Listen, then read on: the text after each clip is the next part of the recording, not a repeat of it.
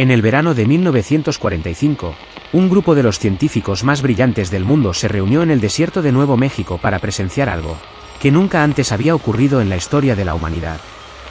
Estaban a punto de detonar el primer arma nuclear de la historia.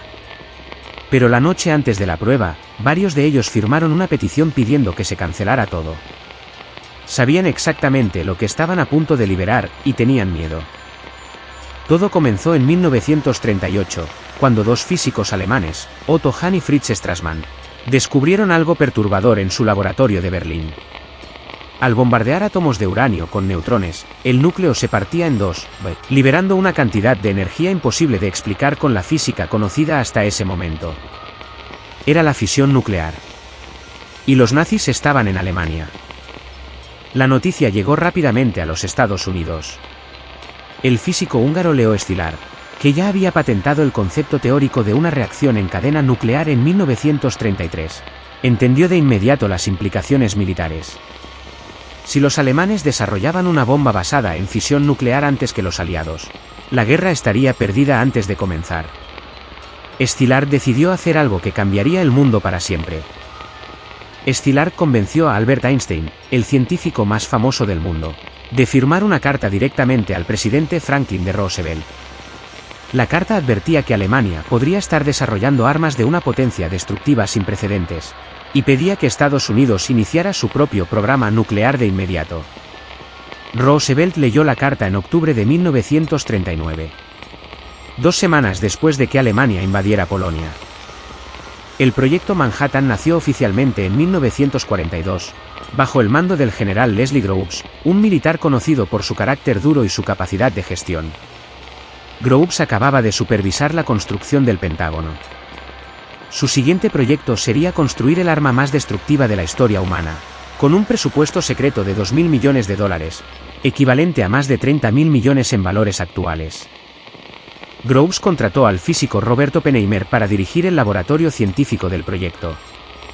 Era una elección arriesgada. Oppenheimer nunca había dirigido nada de gran escala, tenía vínculos conocidos con el Partido Comunista, y varios agentes del FBI lo consideraban un riesgo de seguridad. Pero Groves insistió. Reconoció en él algo que los demás no veían: una mente capaz de unificar a los científicos más difíciles del mundo bajo un mismo objetivo. Los científicos fueron trasladados a Los Álamos, un laboratorio secreto construido en lo alto de una meseta en Nuevo México. El lugar no existía en ningún mapa oficial. Las cartas se enviaban a un apartado postal en Santa Fe. Los hijos nacidos allí tenían como lugar de nacimiento únicamente un número de caja postal. Más de 6.000 personas vivieron y trabajaron en esa ciudad fantasma durante años, sin poder decirle al mundo dónde estaban.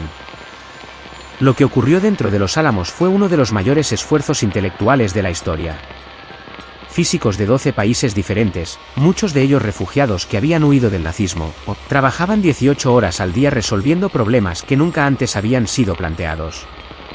Entre ellos estaban Niels Bohr, Enrico Fermi, Richard Feynman, y decenas de otros que definirían la física del siglo XX. El 16 de julio de 1945, a las 5:29 de la mañana, en el desierto de Jornada del Muerto, que en español significa Ruta del Hombre Muerto, detonaron la primera bomba atómica de la historia. La llamaron Trinity. En el momento de la explosión, Oppenheimer recordó una línea del texto sagrado hindú Bhagavad Gita: ahora me he convertido en la muerte, el destructor de mundos. La explosión fue visible desde más de 300 kilómetros de distancia.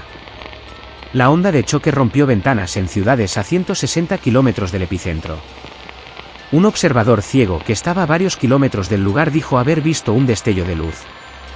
La temperatura en el punto de detonación fue 4 veces más caliente que la superficie del Sol. Y duró menos de un segundo. Lo que muy poca gente sabe es que, la noche antes de la prueba Trinity, existía una apuesta entre los científicos sobre si la explosión encendería la atmósfera terrestre y destruiría toda vida en el planeta. Edward Teller apostó que las probabilidades eran de 1 en 3 millones. Enrico Fermi ofreció probabilidades más optimistas, pero igual apostó. El experimento se realizó de todas formas. 3 semanas después de Trinity, el 6 de agosto de 1945, una bomba de uranio apodada Little Boy fue lanzada sobre Hiroshima. 80.000 personas murieron en los primeros segundos. Otras 80.000 morirían en los meses siguientes por las radiaciones. El 9 de agosto, una segunda bomba cayó sobre Nagasaki. Japón se rindió 6 días después. La Segunda Guerra Mundial había terminado. Muchos de los científicos que construyeron la bomba pasaron el resto de sus vidas cargando con el peso de lo que habían creado. Oppenheimer se convirtió en un activista por el control de armas nucleares y se opuso al desarrollo de la bomba de hidrógeno. En 1954, durante la era del macartismo, fue despojado de su autorización de seguridad, acusado de deslealtad. No fue rehabilitado oficialmente hasta 2022. El legado del proyecto Manhattan es imposible de resumir en una sola valoración. Terminó la guerra más mortal de la historia humana.